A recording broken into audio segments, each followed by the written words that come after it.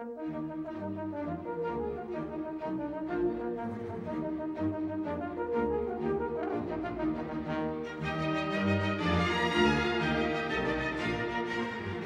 I'm sorry, sir.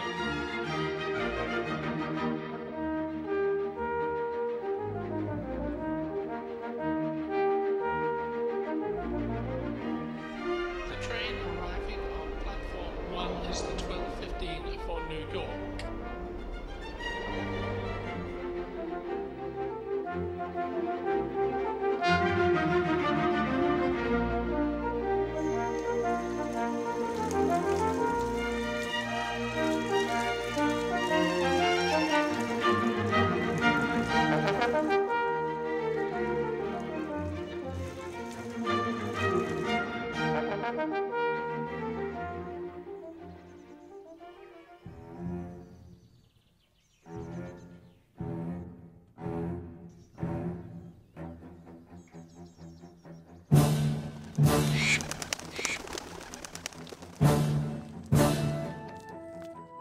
Good afternoon, Mrs. Bradford.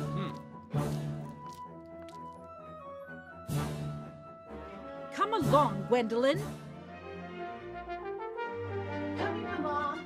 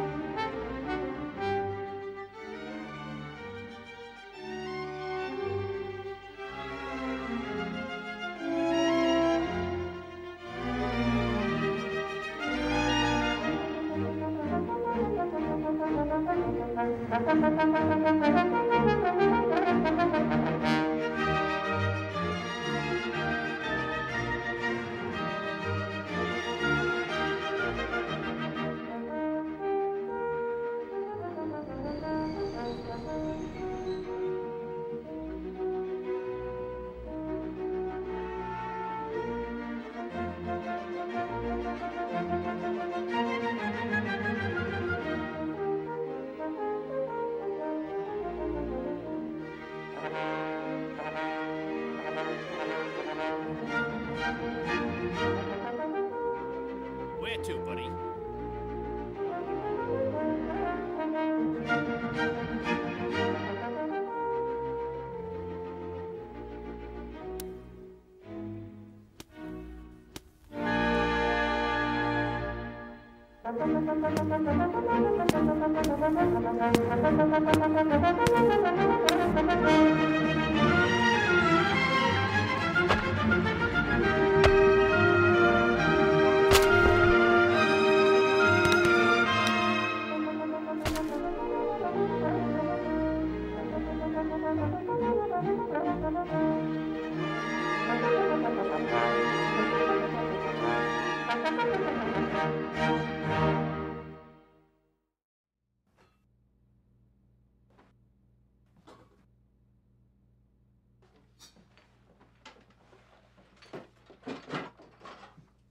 Did you win your game, sir? Win?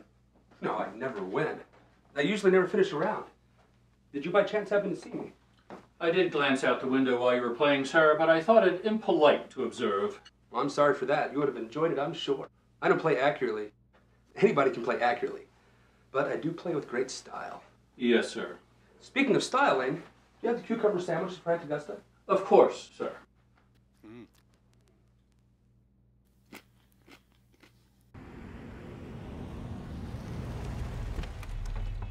Afternoon, Mr. Worthing.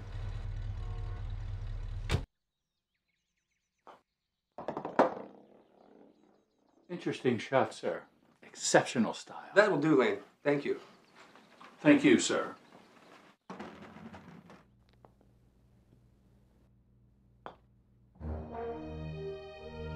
Ernest, what brings you to the city? A night on the town. Eating as usual, Albert? I prefer it to dieting, starving yourself to death, just so you can live a little bit longer. I haven't seen you lately. Where have you been? In the country. What do you do in the country? When I'm in the city, I entertain myself. When I'm in the country, I entertain others. And who do you entertain? Neighbors. You have enjoyable neighbors in your part of the Hamptons. I never speak to any of them. How well you must entertain them. It is the Hamptons, isn't it? You have a house there? The Hamptons? Yes, of course. Why cucumber sandwiches? Why so many cups? Who are you expecting? Oh, merely Aunt Augusta. And Gwendolyn. Excellent. You think so? I'm afraid Aunt Augusta won't approve of your being here. And why? The way you flirt with Gwendolyn. It's almost as bad as the way she flirts with you. Well, then you'll be happy to know that I'm in love with Gwendolyn, and I've come into the city to propose to her. I thought you came in for pleasure. I call that business. How unromantic you are. I don't see anything romantic about a marriage proposal. If I ever get married, now forget the fact. You're a cynic. Divorce courts are full of people like you. Divorces are made in heaven, and marriages are made in... I'm not sure where marriages are made. In haste? It's true. You are a cynic. Yes, but cynics are always right. 9 times out of 10. Don't touch the cucumber sandwiches. They're for Aunt Augusta. But you're eating them. That's different. She's my aunt. Here, have a muffin. The muffins are for Gwendolyn. And very good muffins they are, too. Don't eat them all. You act like you're married to Gwendolyn already, and you're not. Nor do I think you will be. Why not? Why don't give my consent? Your consent? Of course. Gwendolyn is my cousin. Lane!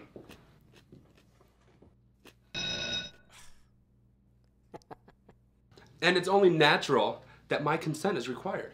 Oh, come off it. She's not actually your cousin. You're only related by marriage. You just want to be mentioned in her mother's will. Besides, this isn't the Dark Ages. We don't need consent from family, however near or far. Lane! That may be true, but there's still the matter of Cecily. I don't know a Cecily. Lane, will you bring Mr. Worthing's watch that he left in the restroom last Thursday evening? Yes, sir. And Lane, Sir? take this and destroy it, would you? It's warped. Of course, sir. You have my watch? I've been to several lost and found offices. I almost offered a large reward. I wish you would. Things are tight this month. Every month is tight for you. But now that it's found, I'm not offering. And I thought you were one of my more generous friends. But it doesn't matter. Now that I read the inscription, see, it's not your watch after all. Of course it's mine, and you have no right to read what's on it. Albert, I want my watch. But it's not your watch. This is a present from someone called Cecily. And you said... Fine. Cecily is my aunt. Your aunt? Yes. Charming old lady. Lives at Stoking-on-the-Marsh. Give it back, Albert. But why does your aunt call herself Little Cecily? What is there in that?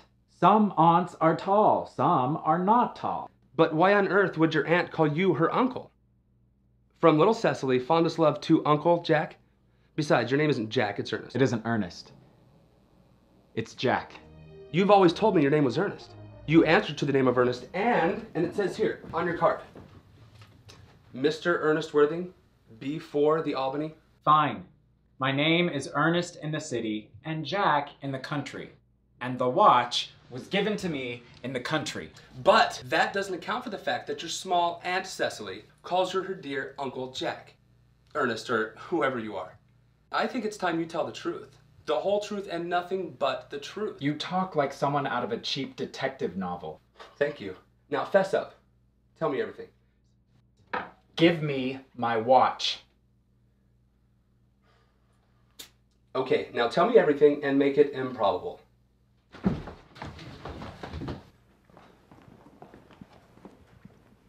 There is nothing improbable about the explanation. Old Mr. Thomas Cardew, who adopted me when I was a little boy, requested in his will that I be guardian to his granddaughter, Miss Cecily Cardew. Cecily, who addresses me as her uncle for motives of respect you couldn't possibly appreciate, lives at my place in the country. So your little Aunt Cecily, who isn't your aunt, lives with you? She lives in my house under the supervision of a wonderful governess and tutor, Miss Prism. Where is your house, by the way? You don't need to know. You won't be invited. It's not in the Hamptons, is it? I knew it. Why are you Ernest in the city and Jack in the country? When a person is placed in position of guardian, he has to adopt a high moral tone on all subjects. But high morals do not induce much happiness. Look at any right-wing politician. So, in order to enjoy the New York nightlife, I pretend I have a brother named Ernest. Every now and then he gets into trouble and I have to come into the city and rescue him. And that, Albert, is the whole truth, pure and simple. The truth is rarely pure and never simple. Life would be boring if it were. And the films we see, a complete impossibility. Heads or tails? Heads. Ooh, you lose. What you really are is a Bunbury's. A what?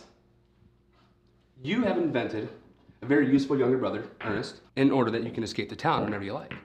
I, in turn, have invented an invaluable friend, a permanent invalid named Bunbury, so I can get away whenever I want. In fact, if it wasn't for Bunbury's poor health, I wouldn't be able to dine with you at the 51 Club tonight. I promised Aunt Augusta a week ago I'd dine with her. I haven't asked you to dine anywhere with me tonight. You had better dine with Aunt Augusta. I dine with Aunt Augusta on Monday, and once a week is enough to dine with relatives. Anyway, I want to discuss Bunburyism with you. I am not a Bunburyist. If Gwendolyn accepts me, I'm going to kill off my brother. I won't need an excuse to go into the city anymore, and he'll be of no further use to me. And besides, Cecily is far too interested in him and his delinquent behavior. I'm going to get rid of Ernest, and I strongly advise you to do the same with Mr. Bunbury or whoever your absurd invalid friend is. I don't intend to part with Bunbury, my dearest but quite unwell friend.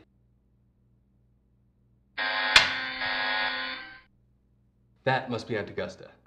Only relatives or debt collectors ring in that unholy manner.